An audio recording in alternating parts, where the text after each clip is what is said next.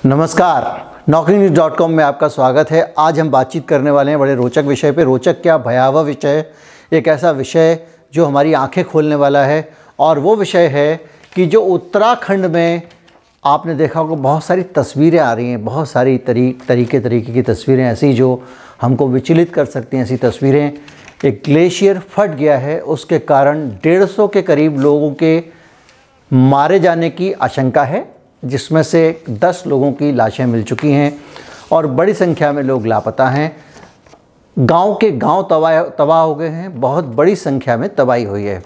हम बात करेंगे कि जब इस तरह का हादसा होता है तो इस हादसे का दुनिया के तंत्र से क्या कनेक्शन है, ऐसे हादसों का डोनाल्ड ट्रंप से क्या कनेक्शन है, बराक ओबामा से क्या कनेक्शन है और मोदी जी से क्या कनेक्शन है, कि वो कौन कौन सी चीज़ें हैं जो अगर ये करते या नहीं करते तो शायद हम बेहतर दुनिया देख सकते हैं या देख सकते, शायद ये ग्लेशियर ना फटें, शायद कोई इस तरह के बड़े हादसे ना हों। और ये जो हादसा है इसको आप एक छोटा हादसा या बड़े हादसे की आहट कह सकते हैं। ये हादसा इतना बड़ा हादसा हो सकता था जिसकी आप कल्पना भी नहीं कर सकते। कैसे इनका कनेक्शन है, इसको जानने के लिए सबसे पहले आपको जानना पड़ेगा पूरी दुनिया में जो बड़े बड़े समझौते हो रहे हैं उस पर। और उससे भी पहले आपको समझना पड़ेगा कि ये जो ग्लोबल वार्मिंग, जिसकी ग्लोबल वार्मिंग की लगातार बात हो रही है कि ये वार्मिंग हो रही है, धरती लगातार गर्म हो रही है, वो क्या होती है, वो कैसे होती है, उसको रोकने के लिए क्या किया जा सकता है और क्या नहीं किया जा रहा है।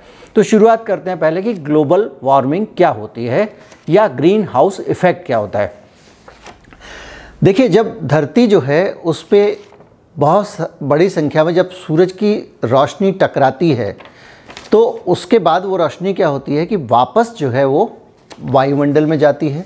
और जब वो जा रही होती है वापस तो क्या होता है कि कुछ ऐसी गैसें हैं जैसे कार्बन डाइऑक्साइड है, मीथेन है, ये सब गैसें क्या करती हैं, ये एक ऐसा आवरण बना लेती हैं जो ग्रीन हाउस की तरह काम करता है। जो ग्रीन हाउस होता है आपने देखा होगा, खेती में इस्तेमाल होता है, एक हरे रंग का पर्दा होता है। उसकी खासियत ये होती है कि ऊपर से गर्म हवा तो अंदर आती है, गर्मी अंदर आती है, लेकिन गर्मी को बाहर नहीं जाने देती। तो उससे क्या होता है, खेती को काफ़ी तापमान हर वक्त मिलता रहता है। तो ये क्या करती हैं, ये हमारी धरती के आसपास ग्रीन हाउस जो गैसेस हैं वो एक आवरण बना लेती हैं। नाइट्रस ऑक्साइड भी इसमें शामिल है, मीथेन भी है, कार्बन डाइऑक्साइड भी है। और ये गैसेस क्या करती हैं, उस तापमान को बाहर नहीं जाने देती और उसके कारण लगातार जो है वो धरती की गर्मी बढ़ती जाती है, क्योंकि जो गर्मी सूरज से आ रही है वो यहाँ से वापस नहीं जा पा रही है, धरती के ऊपर ही इकट्ठी होती जा रही है। तो इससे ग्रीन हाउस गैसेस पैदा हुई, जिससे ग्लोबल वार्मिंग हुई। ग्लोबल वार्मिंग का मतलब है ग्लोब का, धरती का गर्म होना। गर्म होने का मतलब ये है कि जो धरती का औसत तापमान है वो बढ़ जाना। पूरी दुनिया का टेम्परेचर इकट्ठा करो, फिर उसको जो है उतनी जगहों से जब आप भाग दोगे तो एक औसत तापमान पता चलता है कि भाई ये एवरेज हमारी धरती का टेम्परेचर रहा इस साल का या 5 साल बाद का, 10 साल बाद का। अगर वो टेम्परेचर बढ़ रहा है तो ये है ग्लोबल वार्मिंग। तो ग्लोबल वार्मिंग क्या है, वो हमारे लिए एक तरह की वार्निंग भी है कि धरती गर्म हो रही है। धरती गर्म होगी तो क्या होगा, जो ग्लेशियर है उस ग्लेशियर, अभी हम बात करेंगे, इसमें समुद्र का स्तर भी बढ़ जाता है। इसके कारण मानव स्वभाव पे असर पड़ता है। कहा जाता है कि अगर 1 डिग्री धरती का टेम्परेचर बढ़ गया तो जो आदमी है उसकी जो हिंसक प्रवृत्तियां हैं वो 20% बढ़ जाती हैं। लेकिन हम उस पर नहीं जाएंगे, आज ग्लेशियर पे ही बात करते हैं।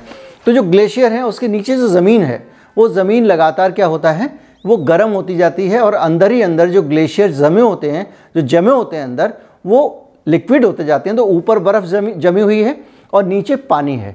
अब वो अंदर अंदर एक पानी का बुलबुला है जो बर्फ़ से ढका हुआ है। एक दिन वो ग्लेशियर फटता है और जो हज़ारों, लाखों, करोड़ों लीटर जो पानी है वो एक साथ छूटता है किसी भी पहाड़ से, जो धरती का जो तीसरा ध्रुव कहते हैं हिमालय को, उसके ऊपर से। और जब वो फूटता है तो वो बहता चला जाता है और उसके साथ जो ज़मीन आती है उसको उखाड़ लेता है। जो कुछ भी बीच में आता है उसको तबाह करता जाता है, पावर स्टेशन वगैरह वगैरह दूसरी चीज़ें। तो ग्लोबल वार्मिंग से क्या हुआ, इस तरह से यहाँ पे आपने देखा कि किस तरह से उत्तराखंड में ये जो ग्लेशियर फटा है वो ग्लोबल वार्मिंग का असर है।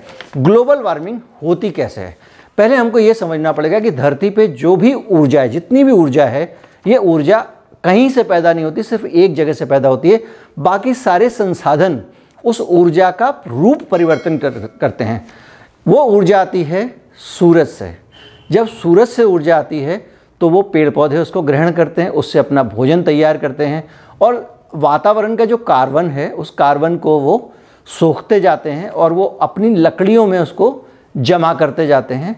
और वही लकड़ियों में जमा किया हुआ कार्बन जब बहुत समय तक कहीं पे ज़मीन के अंदर दबा रहता है हज़ारों साल तक, और जब वो उसके अंदर जम के काला हो जाता है तो वो कोयला बन जाता है और ज़्यादा उसके ऊपर दबाव पड़ता है, दूसरे वातावरण बनते हैं तो वो कोयला जो है वो जाके तेल में परिवर्तित हो जाता है, जिसको हम पेट्रोलियम कहते हैं या दूसरी चीज़ें कहते हैं। तो जितनी भी ऊर्जा है धरती पर वो क्या है, वो सूरज से आती है। और उसका जो माध्यम है ऊर्जा का, वो ट्रांसफॉर्मेशन जो होता है वो कार्बन की फॉर्म में होता है। ऊपर से आया, उसने उसको कार्बन डाइऑक्साइड क्या करती है, पेड़ ने ली और उस कार्बन डाइऑक्साइड में से कार्बन अपने पास रख लिया और वो जो डिस्चार्ज करती, जो निकालती है, जो उसका उत्सर्जन होता है वो ऑक्सीजन होती है। उस उत्सर्जन को मानव जो है, हम लोग जो है जीव जंतु उसको लेते हैं। उसके बाद में हम जो निकालते हैं वो कार्बन डाइऑक्साइड पेड़ ले लेते हैं। लेकिन जब आदमियों की संख्या बढ़ जाए, आदमियों के काम में आने वाली फैक्ट्रियाँ और कारखानों की संख्या बढ़ जाए तो इतना ज़्यादा कार्बन बनने लगता है कि पेड़ों के काबू से बाहर हो जाता है और वो पेड़ों को भी खाने लगता है और वो वातावरण में जमा हो जाता है, जिसको अभी आपने देखा, जो मैंने आपको बताया कि ग्रीन हाउस इफेक्ट। तो क्या हुआ कि एक क्योटो में एक सम्मेलन हुआ बहुत सारे दुनिया के देशों का।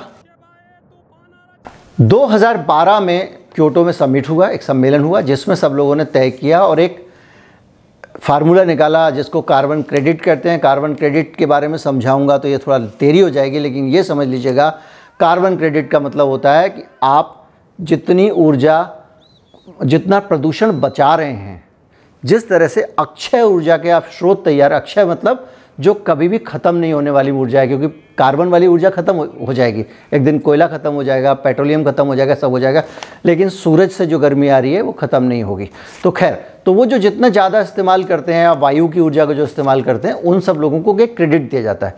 तो 1 टन कार्बन जो है उसका खतरा जो है अगर आप कम करते हैं तो आपको एक कार्बन क्रेडिट मिलता है। उसके बदले में आप क्या करते हैं, उतना पॉल्यूशन कर सकते हैं, और अगर आपको नहीं करना है तो दूसरे फैक्ट्री वाले को दे दीजिए, वो उसके बदले में पॉल्यूशन कर लेता है।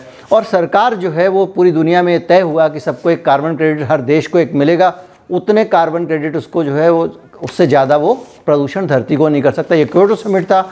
लेकिन दुर्भाग्य से अब मैं बता रहा हूँ आपको कि मोदी जी और ट्रंप का क्या कनेक्शन है।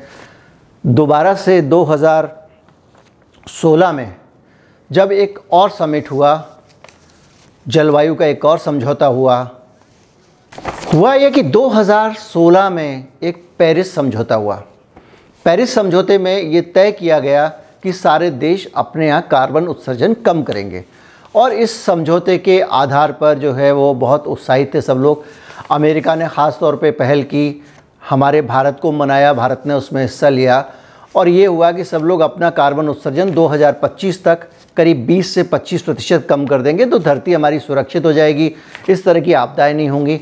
लेकिन जब ऐसा हुआ तो ट्रंप साहब जो है उसके बाद में वहाँ सत्ता में आ गए और उन्होंने कहा कि इससे तो अमेरिका को बहुत नुकसान हो रहा है, इससे चीन को, भारत को, बहुत सारे देशों को फ़ायदा हो रहा है। इसलिए वो जो पेरिस का जो समिट था उसमें जो समझौता हुआ था, पेरिस जलवायु समझौता, उससे अमेरिका बाहर निकल गया। कब निकल गया? 2019 में उसने कहा कि भाई मैं निकलना चाहता हूँ। 1 साल का समय लगता है इस पूरी प्रक्रिया को होने में, और जब ये 2020 में नवंबर में जब चुनाव आ रहे थे तो पेरिस समिट से वो बाहर हो गया अमेरिका। तो ये एक बड़ा नुकसान ग्लोबल वार्मिंग को ट्रंप साहब ने किया, जो ट्रंप का कनेक्शन है। मोदी जी का कनेक्शन ये है कि मोदी जी लगातार अपनी नीतियों में ट्रंप साहब को देखकर परिवर्तन करते जा रहे हैं, और जो पर्यावरण है वो थोड़ा उनके एजेंडे पे नीचे आता जा रहा है। उदाहरण मैं आपको देता हूँ, एलपीजी की सब्सिडी सरकार ने बंद कर दी। जब आप एलपीजी का इस्तेमाल नहीं करेंगे तो जाहिर बात है जो गांव के लोग हैं वो, या फिर सब्सिडी ख़त्म कर देंगे तो एलपीजी बहुत महंगी होगी। जब महंगी होगी तो गांव के जो लोग हैं वो दूसरे सस्ते माध्यम पे जाएंगे, वो जंगल से लकड़ियाँ बीन लाएंगे, उसको जलाने लगेंगे, और एलपीजी के मुकाबले कार्बन उत्सर्जन लकड़ी का बहुत ज़्यादा है। एक तो उन्होंने ये गलती की, दूसरा उनका जो बड़ी संख्या में अंधाधुंध, जिसको उमा भारती उनकी जल संसाधन मंत्री रही हैं और बीजेपी की नेता हैं, उन्होंने इस हादसे के ठीक बाद में, जो चमोली वाला हादसा हुआ है उसके ठीक बाद में कहा है कि ये सारा का सारा इसलिए हुआ कि जो पावर प्लांट लगा रहे हो आप पहाड़ पे, ये उसके कारण हुआ नुकसान है। हालांकि दूसरी बात ये है कि अगर पावर प्लांट लगा रहे हो आप पानी से बिजली बनाने वाले, तो उससे नुकसान होने की जगह फ़ायदा होना चाहिए। लेकिन उमा भारती जल संसाधन मंत्री रही हैं और उन्होंने कहा 12% जो है बिजली बनाता है आपका उत्तराखंड, वो दूसरे राज्यों से ले लीजिए। तो 12% बिजली अगर आप दूसरे राज्य से लेंगे तो ऑब्वियसली वो दूसरा राज्य प्रदूषण करेगा, धरती तो गर्म होगी ही होगी। खैर उमा भारती ने जो कहा वो इतना बड़ा मसला नहीं है। मसला ये है कि हमारी जो नीतियां हैं उनमें अब पर्यावरण जो प्रदूषण है वो नीचे के पायदान पे आ गया है। हालांकि भारत के अगर आप आंकड़े देखें तो भारत बहुत गुड बॉय है, अच्छा बच्चा है प्रदूषण के मामले में। हम लोग बहुत दुनिया को गंदा नहीं कर रहे हैं। अगर आप आंकड़ों पे जाएं तो चीन जो है, अकेला चीन जो दुनिया में पहला सबसे बड़ा प्रदूषक देश है, वो 27.30% कार्बन हवा में, अकेला चीन 27%, मतलब 54 से ज़्यादा 1 रुपये में अकेला चीन हवा में फेंकता है। दूसरा नंबर जो क्लाइमेट समझौता और दूसरी बातें करने वाला अमेरिका है, उससे भी पीछे हट गया, वो अमेरिका का है जो कि आपका 16.4% कार्बन हवा में फेंकता है। हम गुड बॉय जरूर लेंगे, इतने गुड बॉय भी नहीं है। हमारा नंबर 6ठा है प्रदूषण करने वालों में दुनिया में, लेकिन हमारी आबादी ज़्यादा है इसलिए इसको माना जा सकता है। कार्बन क्रेडिट का जो खेल था उसमें भी कई सवाल उठे। उसमें ये कहा जाता था कि अमेरिका जो है वो पूरा जो कार्बन क्रेडिट है उसको वो अपने हित में उसने बना लिया है कि आप जो है कार्बन क्रेडिट अर्न करो, भारत जैसे देश अर्न करें, और उस कार्बन क्रेडिट को पैसे की दम पर अमेरिका खरीद लेगा और धरती को और प्रदूषित करेगा। तो उससे अच्छा ये है कि क्यों नहीं जो है वो सभी को रोका जाए और सब पे लगाम लगाई जाए। जो ज़्यादा प्रदूषण करते हैं, चीन जैसे लोग हैं, अमेरिका जैसे लोग हैं, उनको पहले रोका जाए, जर्मनी को रोका जाए, यूरोपियन यूनियन के देशों को रोका जाए, ब्रिटेन को रोका जाए। उसकी जगह आप जो है बैठ के हमारे जैसे देशों पे दबाव बनाते रहते हो और कम प्रदूषण करो, कम करो। अब मसला ये है कि प्रदूषण कम करने से हमको क्या नुकसान होने वाला है ये भी समझना पड़ेगा, क्योंकि हमारे देश में हमने ये जो नुकसान देखा ग्रीन हाउस इफेक्ट्स का, हमारे यहाँ हिमालय है, हमारे यहाँ ग्लेशियर्स हैं, हमारे यहाँ बहुत सारी चीज़ें हैं जिनके कारण हमारे को नुकसान ज़्यादा होता है। लेकिन हमारा जो प्रदूषण हम क्यों करना चाहते हैं, एक बड़ा सवाल है। आपको क्या शिकायत है भाई, आप तो साफ रखो, अमेरिका रखे ना रखे। इसकी वजह यह है कि जो प्रदूषण के कारक हैं, जिन वजहों से प्रदूषण पूरी दुनिया में फैलता है, वो सारे के सारे कारक जो हैं वो ऐसे हैं जिनसे आर्थिक प्रगति होती है, अभी तक होती रही है, जो माध्यम है। जैसे कि उद्योग, जितनी हैवी इंडस्ट्री है वो कहीं ना कहीं पे या तो वो फॉसिल फ्यूल यानी कि पेट्रोल, डीजल ये सब इस्तेमाल करती है, या फिर वो टरबाइन फ्यूल इस्तेमाल करती है, या फिर वो आपका फर्नेस फ्यूल इस्तेमाल करती है, या फिर वो कोयला इस्तेमाल करती है। इस तरह की बहुत सारी चीज़ें करती है। हालांकि इसके बावजूद भारत ने लगातार अपने यहाँ पे बिजली उत्पादन में जो कोयले का इस्तेमाल था उसको कम किया। हमारे देश में कभी 75% बिजली जो है वो कोयले से बना करती थी, अब हम 61% पर आ गए हैं। और उमा भारती को जिन पावर स्टेशन से ऐतराज़ है उन्हीं का उसमें बहुत बड़ा योगदान भी है कि हम पानी से भी बिजली बनाने लगे हैं। और पानी की बिजली की सबसे बड़ी खासियत ये होती है, वीडियो थोड़ा लंबा हो जाएगा, कि वो और कोयले की बिजली में और पानी की बिजली में अंतर यह है कि पानी की बिजली को हमारी ज़रूरत के हिसाब से हम कम या ज़्यादा कर सकते हैं। अगर हमको 500 मेगावाट की ज़रूरत है, सर्दी का मौसम है, तो हम पानी के से बिजली बनाने को कम कर सकते हैं। ज़्यादा ज़रूरत है तो हम उसको उस हिसाब से पूरी क्षमता पे भी इस्तेमाल कर सकते हैं। लेकिन थर्मल पावर स्टेशन में नहीं है। अगर वो 10 की जो है वो मेगावाट का अगर पावर स्टेशन है और 10 मेगावाट के पावर स्टेशन से अगर 5 मेगावाट की बिजली की ज़रूरत है तो उसको कम नहीं किया जा सकता। आपको कुछ थर्मल पावर स्टेशन बंद करने पड़ेंगे। थर्मल पावर स्टेशन बंद करने का मतलब ये है कि उसको दोबारा चालू करने में 3-4 दिन का समय लगता है, क्योंकि उसका पूरा का पूरा जो पानी है उसको भाप बनाने के में फिर उतना ही टाइम देना पड़ता है। पानी गर्म करने में जो राख होती है कोयले की उसको साफ़ करना पड़ता है, तो 3-4 दिन लग जाते हैं।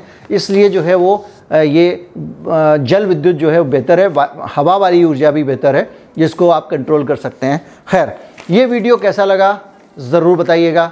आपको कुछ नई जानकारी मिली हो तो बताइएगा, कुछ और सुधार हो सकता हो तो उसका सुझाव ज़रूर दीजिएगा।